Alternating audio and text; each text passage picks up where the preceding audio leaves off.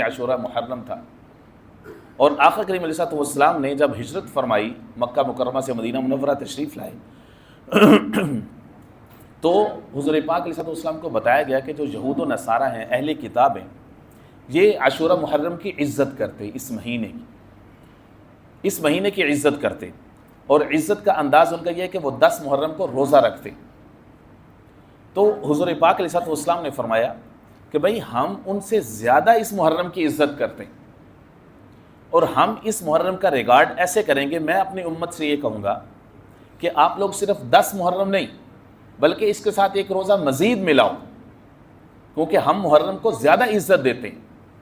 لہٰذا جو شخص بھی 10 محرم کا نفلی روزہ رکھنا چاہے تو اس کو چاہیے کہ وہ ایک روزہ پہلے 9 کا ساتھ ملائے یا پھر 11 کا ساتھ ملائے، یا تو 9-10 کے 2 روزے رکھے یا پھر 10 اور 11 کے، اور اس کا ثواب بھی بہت زیادہ۔ مسلم شریف کی حدیث پاک ہے، آقا کریم علیہ السلام نے فرمایا افضل الصیام بعد رمضان شہر اللہ المحرم، سب سے افضل جو روزہ ہے رمضان کے بعد وہ شہر اللہ المحرم، محرم جو کہ اللہ کا مہینہ ہے۔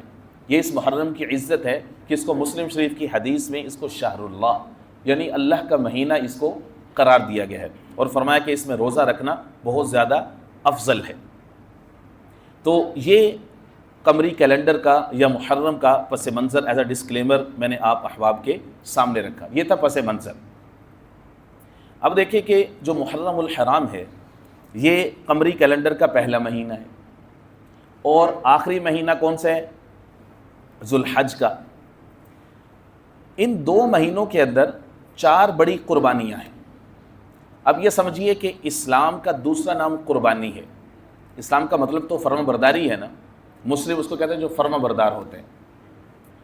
اسلام کا دوسرا نام ایثار اور قربانی ہے۔